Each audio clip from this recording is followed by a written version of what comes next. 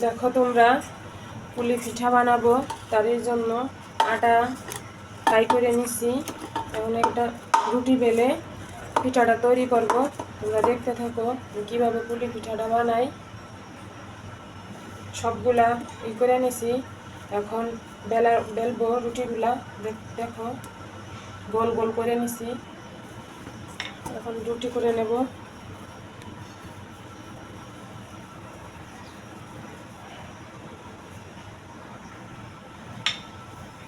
রুটিটা বেলে নেব সুন্দর করে।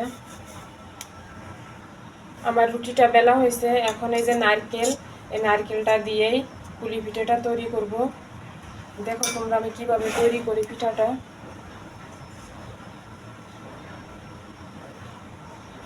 এই যে নারকেলটা দিয়ে দিছি, এখন বাঁশটা দিয়ে দিব। এখন একটা ছুরির সাহায্যে কেটে নিব।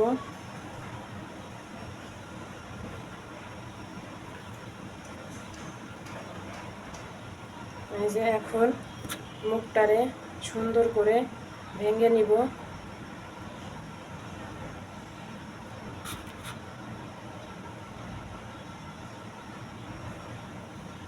এই যে এভাবে করে ভেঙে নিব।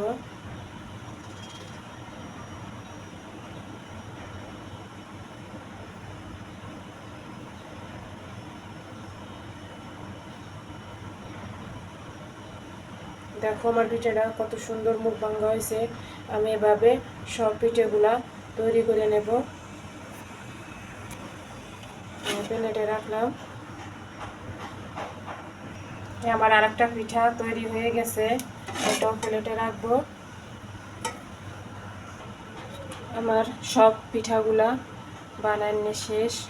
পুলি পিঠাটা এটা বানাইলেই পিঠাটা শেষ।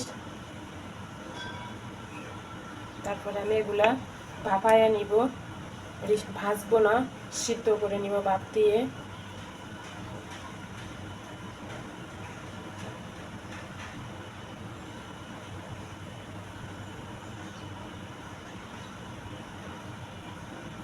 দেখো সব পিঠাগুলা বানাই নিয়ে শেষ হয়ে গেছে। নারকেল দিয়ে পুলি পিঠা বানাইছি। কেমন হয়েছে আমার পিঠাগুলা তোমরা কমেন্টে জানাবে। যদি ভালো লেগে থাকে লাইক করবে, কমেন্ট করবে, শেয়ার করবে। আমার পিঠাগুলা কেমন হলো তোমরা জানাবে, কিন্তু জানাতে ভুলবে না। এটা নারকেল দিয়ে বানাইছি আমি, এগুলো নারকেল দিয়ে বানাই। আবার কেউ মাংস দিয়েও বানায়, মুরগির মাংস দিয়ে, গরুর মাংস দিয়ে। কিন্তু আমার কাছে মনে হয় সব থেকে নারকেল দিয়ে বানাইলে বেশি মজা হয় পিঠাটা। পিঠাগুলা এভাবে সাজায় নিব জালিতে। এগুলো আমি ভাপ দিব, এগুলো ভাজবো না।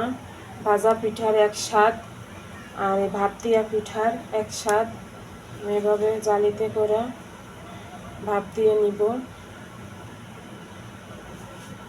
তোমাদের আমার পানিতে জাল উঠে গেছে, উতলাইতেছে পানিটা। আমি এখন এই পিঠাগুলা দিয়ে দেব হাঁড়ির মুখে।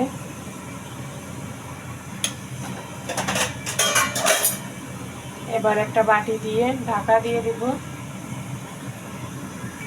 এভাবেই সব পিঠাগুলা ভাপায় নিব। ঢাকনাটা খুলে দেখে নেব।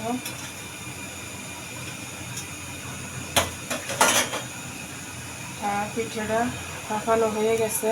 এবার নামায় পিঠাটা ঢেলে নেব প্লেটে।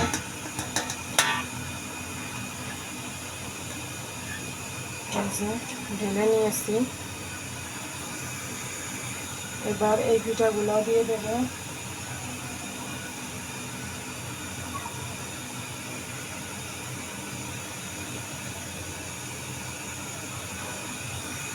ঢাকা দিয়ে দিলাম। এই যে পিঠাগুলা সুন্দরভাবে উঠায় নিলাম একটা একটা করে। আমার এই পিঠাটা হয়ে গেছে, নামায় নেব। এই যে পিঠাগুলা সিদ্ধ করে নিচ্ছি।